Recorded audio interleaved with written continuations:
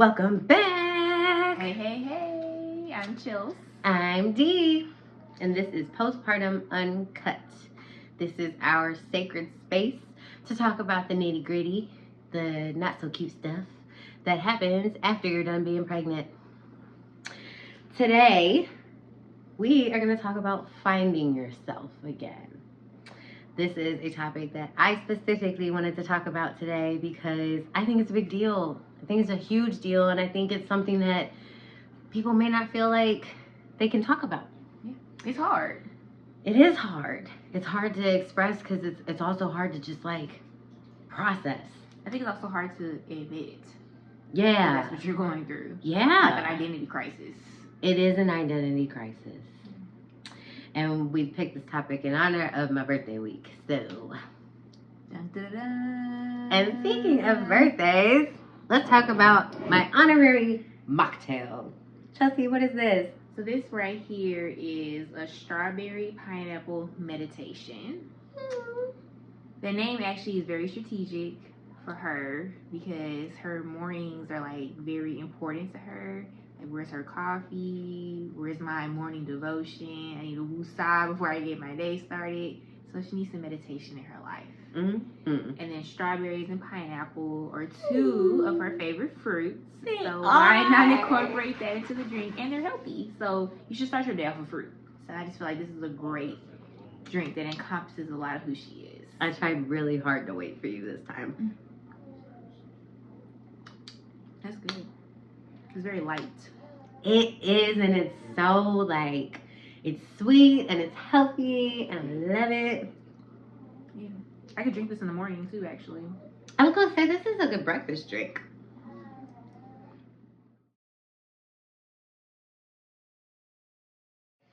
So when we're talking about the identity crisis, we're talking about what it feels like to get home and then look in the mirror and be like, what the? Is that what happened with you? Yes. I felt like it was like an outer body experience.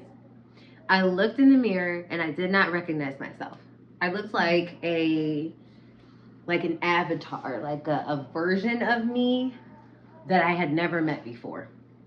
And I was just like, oh, girl is tired. I looked so tired. I was tired. I was unkempt. I was wearing his basketball shorts still. None of my clothes fit. I didn't think about a postpartum, oh my God, a postpartum wardrobe. It ain't even gotta be nothing fancy, but had I properly prepared with some leggings to wear around the house or some joggers or something that's good inside and out. Mm-hmm. So when I make those little errands to the grocery store, I'm not ugh, over a t-shirt. Mm-hmm. Cause I did over a t-shirt. Everything is bigger. Things are not shaped the same way. You look different. Things are different. And it's not a bad thing. It's just, it's weird. It's weird. And I'm so big on body positivity. I'm big on looking in the mirror and being nice to yourself. I was in shock because I was just looking dang. It was just a lot to take in. It was a lot to take in. I looked tired, which rightfully so, but you really don't realize how much giving birth takes out of you. And I personally don't think it matters how you gave birth. I don't think it matters if you had a cesarean. I don't think it matters if you did it natural. I don't think it matters if it was medicated or not. I feel like giving birth is a physically traumatic experience no matter what way. A whole human came out of your body. Mm-hmm. And whatever your body do after that is going to take time to settle. And then to change back. So the biggest thing that I feel like I can say to anybody about the identity crisis is let go of that old version of yourself. Let it go. Because there's nothing wrong with the new version. There's nothing wrong with change. There's nothing wrong with change. So that is the biggest thing for me was being able to accept that things have changed, right? I mentally prepared for this moment, and I still was in shock. I like told myself, okay, let's hide all of my clothes. Because if you know me, you know how I dress when I'm outside. If you know Delicious, you know what she dressed like when she in class. I'm not wearing that when I come home. I'm not doing that. That would no. And I'm glad that I didn't. Because then you get tempted to like, oh, I'm gonna be normal again. Like, no, you are not the same person. And that's okay. That's okay that you're gonna wear different clothes now. That's okay. It's like this version of you is new. And so I treated it like being in a new relationship. Like, look at her. I love her. That's the person I love. She just looked different. And look at that body. That body, that fupa, those hips, all of that held, fostered, nurtured, grew, developed, and birthed my son. Like, so at what point did you accept all of that? How long did it take you to get to that point? I don't think it took long to accept it. It took longer to process. Mm-hmm. I accepted it with open arms though. I said, okay. But every time I walk in the mirror, like every time I walk by a mirror, I'd be like, the first thing you want to do is criticize your fupa. So what did I do? I countered that with love. I'd be like, look at that fupa. You did that, girl. Like that, I literally had to talk to myself. I had to do things that I would not normally do to love on myself extra so that I could remember that this version is different and different is okay. And that I literally had to say that in the mirror. You are different. That is okay. And then going off of too, like, criticize, maybe I would like use a different word, but there's nothing wrong with critiquing how you look and making goals to be like, okay, gotta get rid of this little belly here, da da da da da. That's okay. I feel like that's healthy. Mm-hmm. But like, don't body shame yourself or make yourself feel bad because you look like XYZ after carrying your baby. It's kind of hard to not do that, right? It's hard because what are you doing now with your newborn at home? You're probably scrolling. You're probably on Instagram. You're probably looking at people who snap back, and honey, them celebrities have surgeries and they lie to you. So stop comparing yourself to everyone's highlight reel, because there is an entire film that happens. That's why we're here talking about postpartum. That's the behind the scenes. That's the stuff that happens in between the highlights, right? So the stuff that happens in between, like, okay, yes, you can clearly see that I have slimmed down some more. I've been working. I've been, on my fitness journey. You can clearly see that I'm still evolving. But at the end of the day, wherever I'm at is where I'm at. You have to accept that that's who you are. And this is where you're at, and this is where you need to go. This is where you want to go, right?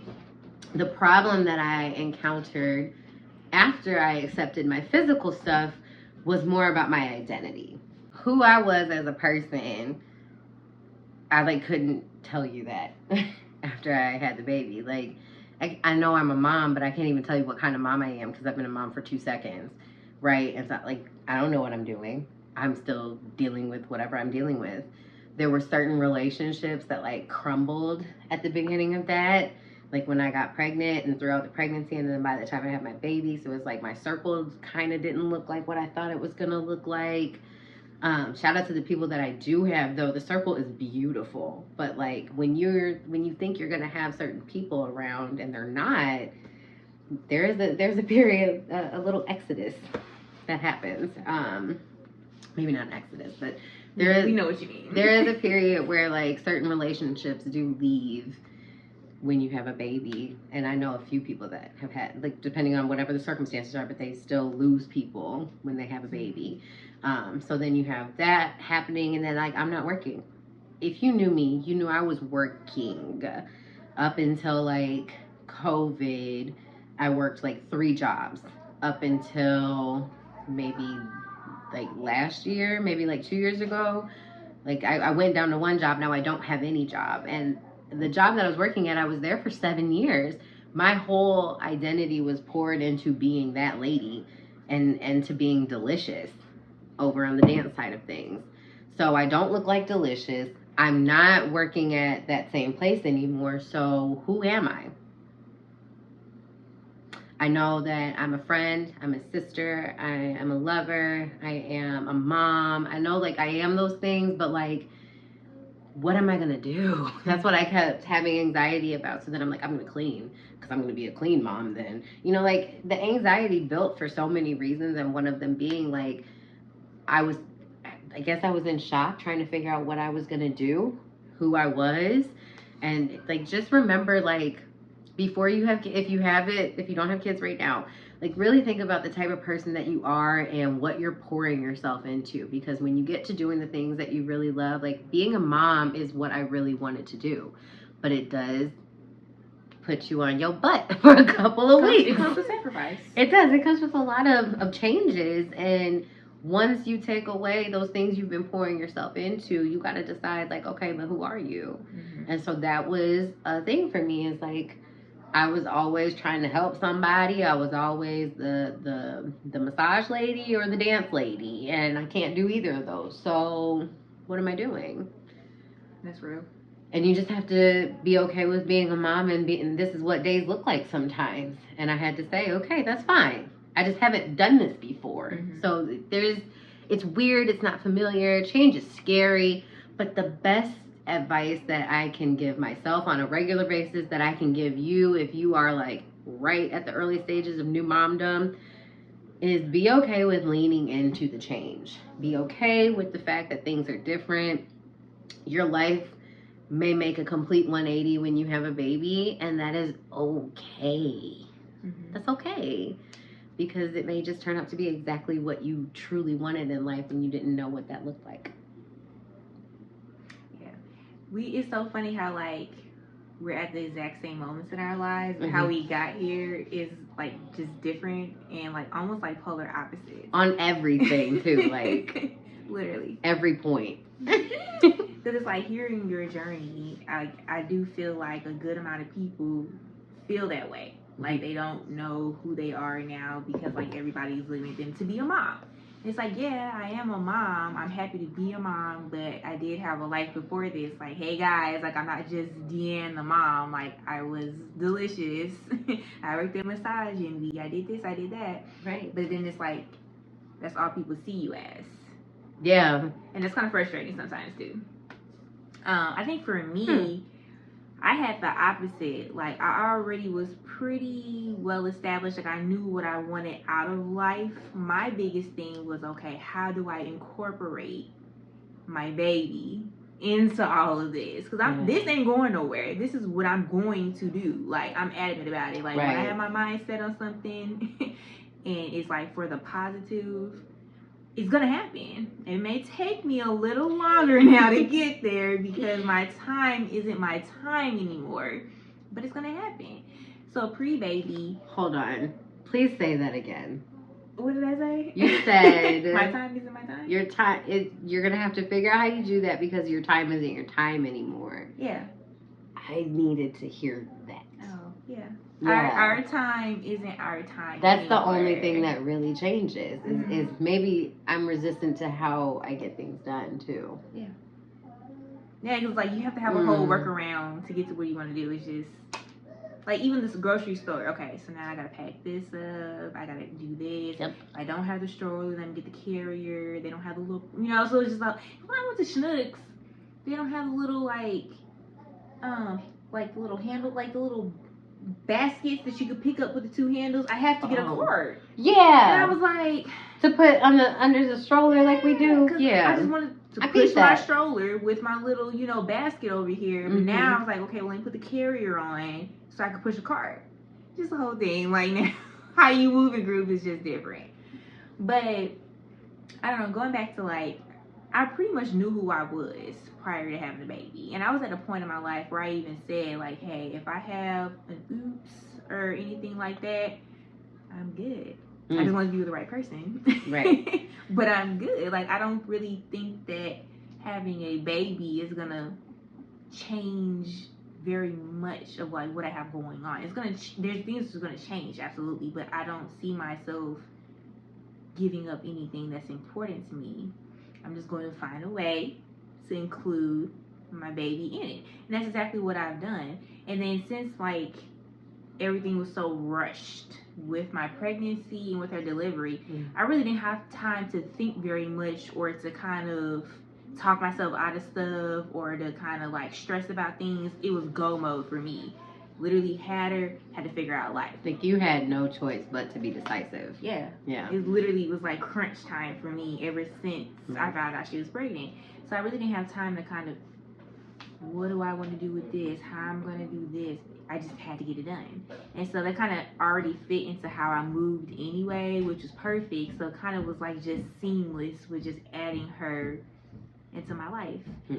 So for those of you out there that are kind of more like me, it's not weird and it's not like wrong to be like, I didn't miss a beat. I just kind of incorporated my baby into my life. Like it is people out there like that. Yeah, please don't feel any type of way if you can't relate to one thing or the other. Like this shows you, like she said, we're in the same place, having two totally different experiences on almost every single part of our journey. Down to her having a boy and I had a girl. Like, I mean, every single part. So, like, these are things that can happen. There are some people that, and Chelsea, we talk about this in a few episodes too, like, the practices that you put in place, and I know we really wanted to go hone in on this on an episode, so I'll, like, dial it back. But the things that you do before you have a baby are heightened, highlighted, and evaluated.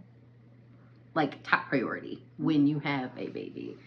Like it's kind of like how everybody was talking about like in COVID. Like you gonna decide how you feel about your family and your man. Yep. Do you really like them? Because y'all in the house. It's kind of like that. Like the things that you do before you have the baby, those can be highlighted. So like take care of your mental health, take care of your fitness and your physical health, take care of your emotional health. Like as you can see, these things come into play when things that you can't predict happen. Like specific examples, her fitness routine and her recovery. You can't predict if you're going to be diagnosed with preeclampsia. You can't predict what happens with your body when you have it. Even that's like the other part of it. Like literally, some women deliver their baby and never have another blood pressure issue again in life, and some people like me deliver my baby and I'm on medications months later. So it's like you just never know. Like literally, you are risking your life to become a mother.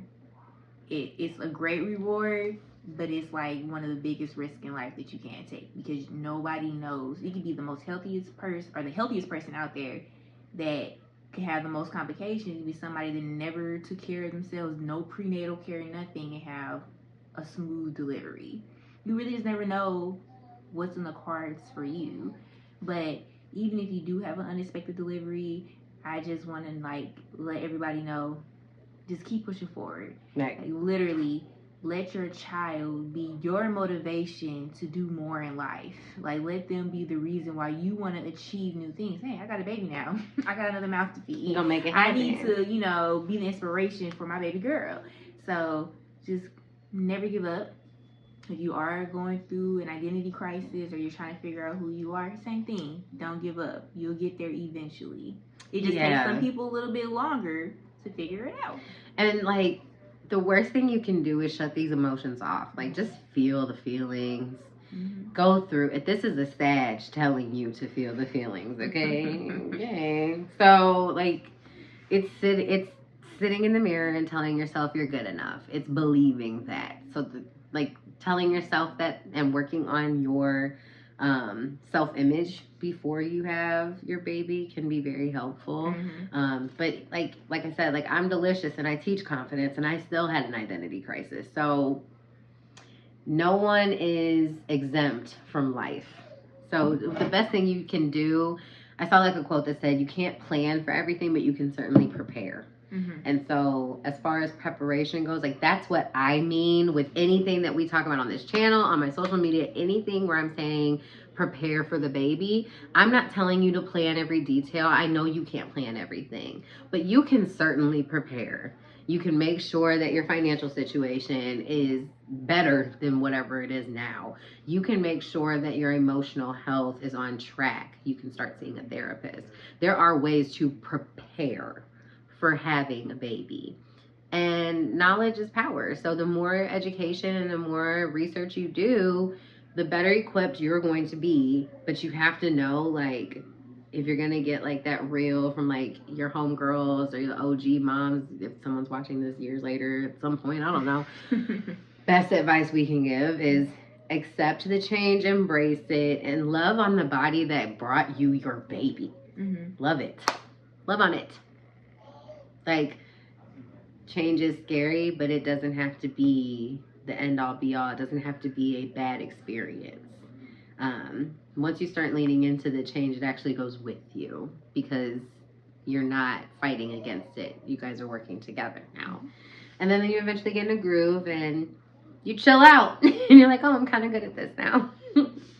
So that's like the biggest things as far as the identity crisis goes with me. Have any other things to add about your experience with change or lack thereof? I can't really think of anything. Yeah. No. Just realize that change isn't bad.